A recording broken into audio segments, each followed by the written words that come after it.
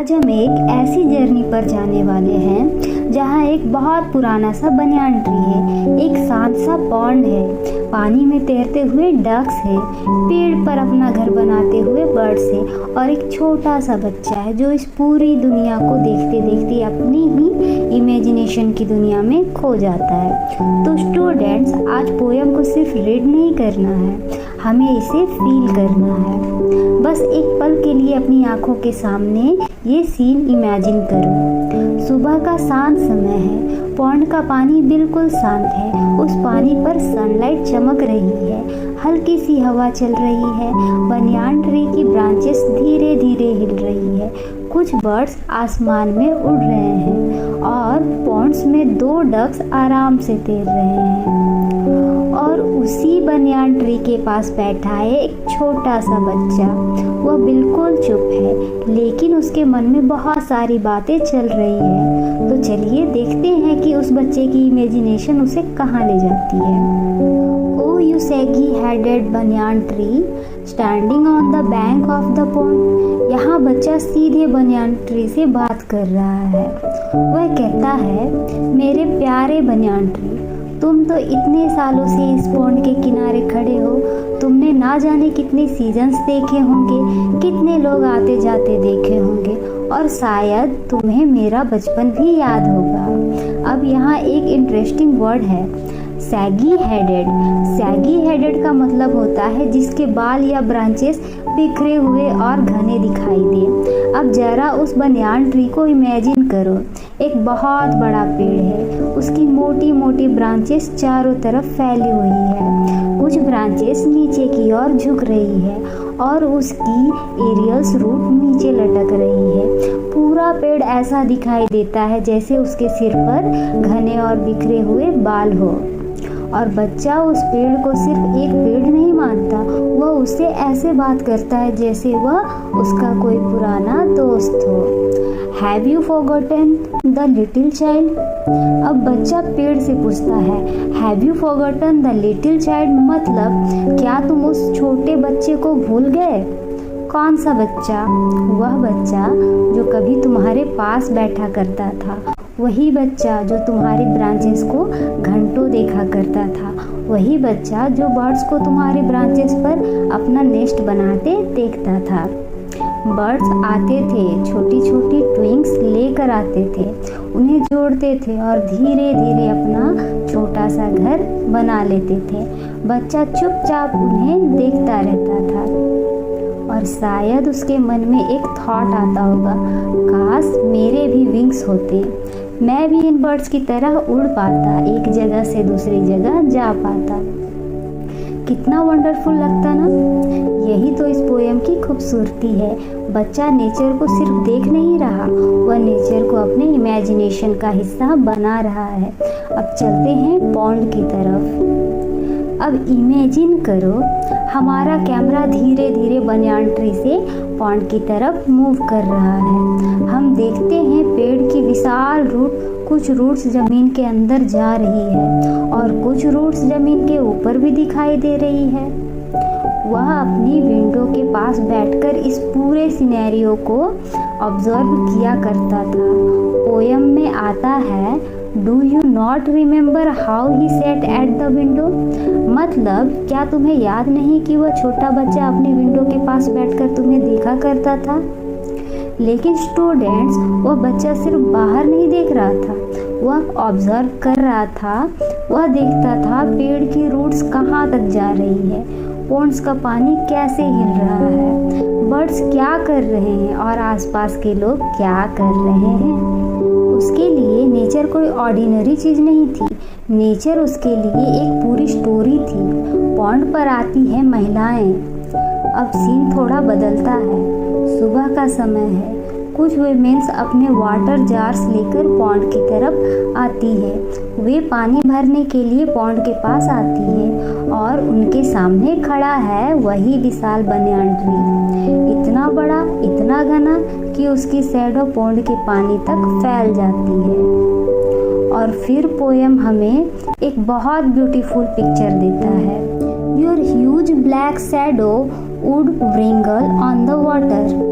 Wrinkle अब important word है व्रिंगल। इसका मतलब होता है धीरे धीरे हिलना या लहराना, क्योंकि पॉन्ड का पानी बिल्कुल स्टिल नहीं है। हल्की हवा चल रही है, पानी में छोटे छोटे रिपल्स बन रही है और उन रिपल्स के साथ बनियान ट्री की ब्लैक शैडो भी हिल रही है। ऐसा लगता है जैसे पानी के ऊपर पेड़ की एक विशाल काली परछाई धीरे धीरे लहरा रही हो। कितना ब्यूटीफुल दृश्य है ना। The golden tapestry. अब स्टूडेंट, अब पोयम का एक बहुत ही ब्यूटीफुल विजुअल आता है। सनलाइट पॉन्ड के पानी पर पड़ रही है। पानी की छोटी छोटी रिपल्स उस सनलाइट को रिफ्लेक्ट कर रही है और पूरा पॉन्ड चमक रहा है। पोएट कहता है sunlight danced on the ripples, मतलब ऐसा लग रहा है जैसे सनलाइट पानी के ऊपर डांस कर रही हो। लेकिन पोएट यहीं नहीं रुकता, वह पॉन्ड के इस ब्यूटीफुल सीन की तुलना करता है एक टेपेस्ट्री से। टेपेस्ट्री का मतलब होता है एक सुंदर ओवन क्लॉथ जिस पर ब्यूटीफुल डिजाइन्स बने होते हैं। तो इमेजिन करो पॉन्ड का पानी एक ब्यूटीफुल कैनवास है और सनलाइट उस कैनवास पर गोल्डन थ्रेड से एक चमकदार डिजाइन बना रही है। कहीं गोल्डन चमक, कहीं पानी की लहर, कहीं बनियान ट्री की शैडो, और इस सब को मिलाकर पूरा पॉन्ड किसी ब्यूटीफुल पेंटिंग जैसा दिखाई दे रहा है। डक और हमारा छोटा बच्चा। अब अचानक उस शांत पॉन्ड में हमें दो डक्स दिखाई देते हैं। वे पॉन्ड्स के किनारे मौजूद वीड्स के बीच से धीरे धीरे तैर रहे हैं और हमारा छोटा बच्चा वह वहीं बैठा है, बिल्कुल शांत, ना कोई शोर, ना कोई हरी, बस देख रहा है कभी बर्ड्स को, कभी बनियान ट्री को, कभी पॉन्ड्स के पानी को और कभी उन डक्स को। लेकिन स्टूडेंट, अब एक क्वेश्चन है, वह आखिर सोच क्या रहा है? अब पोयम का सबसे ब्यूटीफुल हिस्सा आता है। बच्चा सोचता है काश मैं विंड होता, अगर मैं विंड होता तो मैं बनियान ट्री की रसलिंग ब्रांचेस के बीच से गुजर सकता। हवा आती, ब्रांचेस को हिलाती, पत्ते सरसराते और फिर हवा आगे निकल जाती। फिर बच्चा सोचता है काश मैं इस ट्री की शैडो होता ताकि मैं पॉन्ड के पानी पर फैल सकता और पानी के रिपल्स के साथ साथ हिल सकता। फिर उसकी इमेजिनेशन और आगे जाती है। वह सोचता है काश मैं एक बर्ड्स होता ताकि मैं बनियान ट्री की सबसे ऊंची ब्रांच पर जाकर बैठ सकता, ऊपर से पूरे पॉन्ड को देख सकता और जब मन करे अपने विंग्स फैलाकर उड़ सकता। और फिर वह डक्स को देखता है और सोचता है काश मैं उन डक्स जैसा होता ताकि मैं पॉन्ड्स के पानी में फ्रीली तैर सकता। लेकिन स्टूडेंट, असली बात यहाँ छिपी है। अब यहाँ थोड़ा रुक कर सोचिए, क्या बच्चा सच में विंड बनना चाहता था? क्या वह सच में शैडो बनना चाहता था, या बर्ड्स या डक्स? नहीं, वह इन सभी चीज़ों में एक कॉमन चीज़ देख रहा था, फ्रीडम। हवा को कोई रोक नहीं सकता, बर्ड जहाँ चाहे उड़ सकता है, डक पानी में जहाँ चाहे तैर सकता है, शैडो जहाँ फैलती है वहाँ पहुँच जाती है, और बच्चा वह भी उसी फ्रीडम को महसूस करना चाहता है। यही इस पोयम की सबसे ब्यूटीफुल बात है। यह पोयम सिर्फ हमें नेचर की ब्यूटी नहीं दिखाती, यह हमें एक बच्चे की इमेजिनेशन, क्यूरियोसिटी और फ्रीडम की डिज़ायर भी दिखाती है। बनियान ट्री सिर्फ एक पेड़ नहीं, और शायद इसी वजह से यह बनियान ट्री उस बच्चे के लिए इतना स्पेशल था। बाकी लोगों के लिए वह सिर्फ एक पेड़ था, लेकिन उस बच्चे के लिए वह उसका बचपन का साथी था। उसकी ब्रांचेस पर बर्ड्स के नेस्ट थे, उसकी शैडो पॉन्ड के पानी पर पड़ती थी, उसकी छांव में बच्चा बैठता था और उसी छांव में बैठकर वह अपनी छोटी सी दुनिया इमेजिन करता था। समय गुजर गया, बच्चा बड़ा हो गया, शायद वह उस जगह से दूर भी चला गया, लेकिन वह बनियान ट्री शायद आज भी वहीं खड़ी है, So students, the banyan tree is not just a poem about a tree. It is a poem about nature, childhood, imagination, memories and the beautiful desire to be free.